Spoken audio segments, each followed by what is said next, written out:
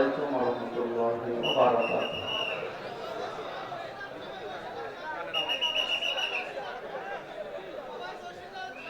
الحمد لله رب المشرقين ورب المغربين الذي خلق كل شيء زوجين وأوجب علينا الإحسان بالوالدين ونشهد أن لا إله إلا الله وحده لا شريك له وأشهد أن محمدا عبده ورسوله سيد الكونين صلى الله عليه وعلى آله وصحبه وأتباعه أجمعين ليلا ونهارا في الطرفين فقد قال الله تعالى في كلامه المجيد وبرهانه التوحيد أعوذ بالله من الشيطان الرجيم بسم الله الرحمن الرحيم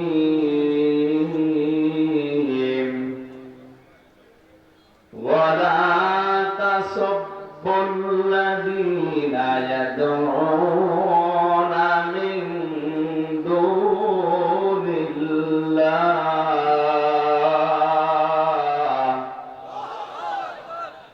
فيسبوا الله عدوا بغير علم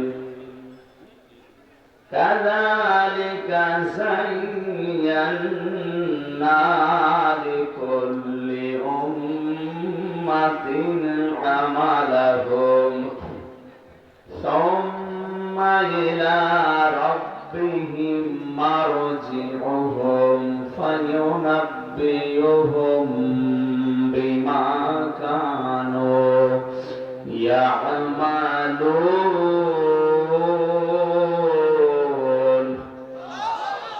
صدقت يا ربنا.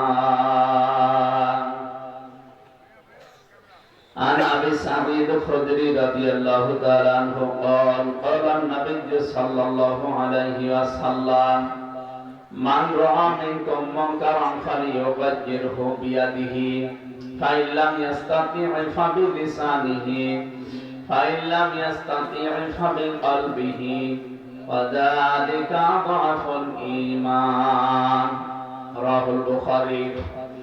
وقال تعالى في شان حبيبي إن الله وملائكته يصلون على النبي يا أيها الذين آمنوا صلوا عليه وسلموا تسليما اللهم صل على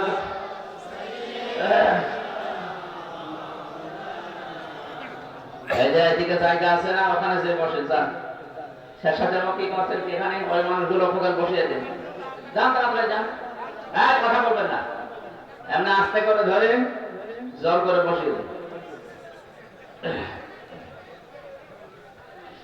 বাংলাদেশের ঐতিহ্যবাহী জেলা কুমিল্লা লালমাই থানার অন্তর্গত কনকশ্রী এলাকাবাসীর উদ্যোগে তাফসীরুল কোরআন মাহফিলের সমাধান সভাপতি জনাব মাওলানা মুফতি আখতার হোসেন আজাদি দামাত বারাকাতুহুল আলিয়া বলেন আমিন। এই মাহফিলে এতক্ষণ যিনি আলোচনা রাখলেন ইসলামিক চিন্তাবিদ মুফাসসিরে কোরআন আলহাজ মাওলানা আরিফ বিল্লাহ সিদ্দিকী ছোট পীর শারসিনা দরবার শরীফ। কথা বললেন মাওলানা হোসেন মাহফুজ চুয়াডাঙ্গা। এখানে বসে আছেন আপনাদের এই কুমিল্লার কৃতি সন্তান ইসলামিক চিন্তাবিদ শিক্ষাবিদ হাজারো আলেমের উস্তাদ শ্রদ্ধাভাজন বড় ভাই আলহাজ মাওলানা জাফর আহমেদ মজুমদার দামাত বারাকাতুহুল আলিয়া মঞ্চে বসা অন্যান্য ওলামা ইকরাম, সামনে বসা মুসলমান ভাইরা, পর্দার আড়ালের সম্মানিতা মা এবং বোনেরা, প্রশাসনের ভাইরা, প্রাণ প্রিয় কুমিল্লাবাসী, আল্লাহর দরবারে শুকরিয়া জানাচ্ছি যিনি আমাদেরকে কথা বলার শক্তি দিয়েছেন। বহু মানুষ আছে পৃথিবীতে, সব আমাদের মতো কথা বলতে পারে না। এই যে বাক শক্তি, যেটা কথা বলা, এটা আল্লাহ নিজে দিয়েছে। খালাকাল ইনসান আল্লামাহুল বায়ান। আল্লাহ তাআলা বলেন, আমি মানুষ বানিয়েছি, আমি কথা বলা শিখিয়েছি। এই কথা বলেন কি? যে কথা বলা দরকার সেটা বলেন। ইশারায় করবেন, ভাই একটু বসিয়ে দেন। কিছু মানুষের আসলে বিবেক নেই। সবাই বসে আছে, দেখতে পাচ্ছেন আপনি যে এতগুলো মূর্তি ভাঙা হলো, এরপর এরা দাঁড়িয়ে থাকে, আরো ভাঙা লাগবে।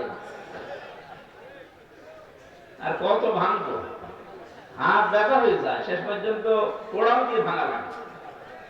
হ্যাঁ, কুষ্টিয়ার 5 রাস্তার মোড়ে যেটা, ওটা হয়নি, শেষ পর্যন্ত মেশিন নিয়ে এসে ভাঙালি বেগো দিয়ে। শয়তান এত শক্ত, ওরে বাবা বাবা। এগুলো তো অত শক্ত না, এই দুই একটা দেন তো এমনি চলে যাবে। এখানে ব্যাস খালি কান্দে করে ঘুরে বেড়া না। ও যে যারা দাঁড়িয়ে আছে রাস্তায়, ওগুলো ধরেন, ধরে ওই সব জায়গায় বসিয়ে দেন। ভাই আপনাদের জন্য বলছি বারবার, আমরা কোরআনে কারীম শুনতে এসেছি, এটা একটা ইবাদত। এটা কি? এই যে মানুষগুলো বসে আছে, কত ব্যস্ত মানুষ জানেন এরা? এক এক ঘন্টার দাম কত এদের? এরা শুধু ইবাদত মনে করে আমরা বসে আছি। আজকে আফদালুল ইবাদাতি তিলাওয়াতুল কোরআন। পৃথিবীতে যত নফল ইবাদত আছে, সবচাইতে উত্তম ইবাদত এইটা। কারণ এখানে কোরআন পড়া হবে, কোরআন শোনানো হবে, কোরআন বোঝানো হবে, কোরআন কি করে আমল করা লাগে সেই ব্যবস্থা করা হবে। কথা বলেন ঠিক কিনা? সুতরাং আমরা এখানে ইবাদত মনে করে বসেছি। যারা এখানে বসে আছেন, কথা বলতে যারা পারেন, অন্তত বলেন আলহামদুলিল্লাহ। আপনারা শুনতে এসেছেন, আপনাদের দায়িত্ব দিয়েছেন আল্লাহ দুইটা, ফাসতামিউ লাহু ওয়া আনসিতু। মনোযোগ সহকারে শুনবেন আর চুপ থাকবেন। এই দুইটা দায়িত্ব পালন করা যাবে না? এবার দেখি তো কেউ কথা বলে কিনা। না, এখানে কথা বলে আমার মনে হয় সেরকম হবে না। আল্লাহর দুইটা আদেশ আপনারা শ্রোতা হিসাবে যদি মানতে না পারে, আমি বক্তা হিসাবে যেটা বলবো ওটা কিন্তু আমারও মানা সম্ভব হবে। বারবার ডিস্টার্ব করলে কথা ভুলে যাব। এজন্য আশা করছি মনোযোগ দেন, এটা ইবাদত। এটা কি? 2 নম্বরে চুপ থাকবেন একেবারে, চা হয়ে যায় চা, একেবারে নিস্তব্ধ হয়ে যান, তো মনে হবে যে এটা কবরস্থান। খুব জরুরি হলে ইশারা করবেন, কথা বলবেন না। আমরা যারা বলতে আসি, আমাদের হাতে তো আর হেদায়েত আল্লাহ দিয়ে দেয়নি যে আমি এসে আপনাদের সব দিয়ে দিলাম। দিয়েছে? নবীকেও আল্লাহ দেয়নি। আল্লাহ রাব্বুল আলামিন বলেন, ফাযাক্কির ইন্নামা আনতা মুযাক্কির লাস্তা আলাইহিম বিমুসাইতির। হে নবী, আপনাকে আমি দারোগা পুলিশ করে পাঠাইনি যে মানুষ পিটিয়ে হেদায়েত করবেন, কোনো দরকার নেই। সঠিক কথাগুলো তুলে ধরেন। আমি আল্লাহ নিজে তাদের উপরে আপনাকে কর্ম নিয়ন্ত্রক বানাইনি, আমি নিজে এটার কর্ম নিয়ন্ত্রক। এর দায়িত্ব আমি আল্লাহ নিজের উপরে রেখে দিয়েছি। আপনার কাজ হচ্ছে ওমা আলাইনা ইল্লাল বালাগ, পৌঁছিয়ে দেবেন। কি করবেন? সুতরাং আমাদের দায়িত্ব পৌঁছিয়ে দেওয়া। নবী যদি এখন বেঁচে থাকতেন, তিনি এখন এই কাজটা করতেন, তিনি নেই। তার ওই দায়িত্বটা এখন আলেম হিসাবে আমাদের কাঁধে এসে পড়েছে। আমরা অনেকে আলেমের হাদিস শুনি, আল উলামা ওয়ারাসাতুল আম্বিয়া, আলেমেরা নবীর ওয়ারিস, শুনে অনেকে আনন্দে আত্মহারা। আরে বাবা, আমার প্রশংসা করেছে নবীজি।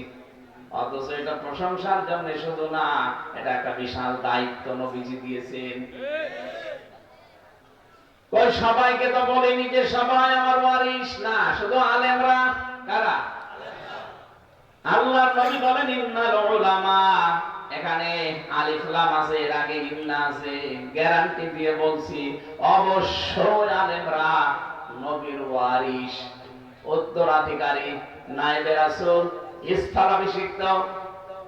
আমি নবী নিজে এই পৃথিবীতে টাকা পয়সা অর্থ সম্পদ ধন দৌলত রেখে গেলাম না, রেখে গেলাম ইলম।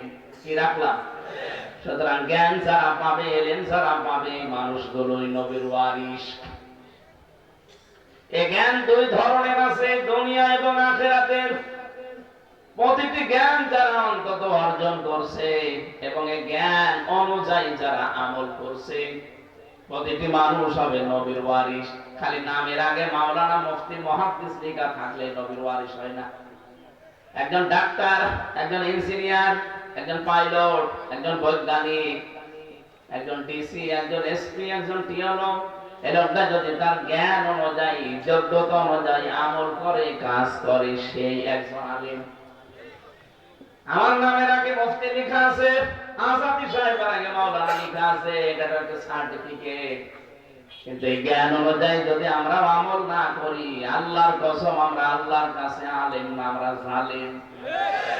ওমান আযলামু মিম্মান কাতামা শাহাদাতান ইনদাহু মিনাল্লাহ।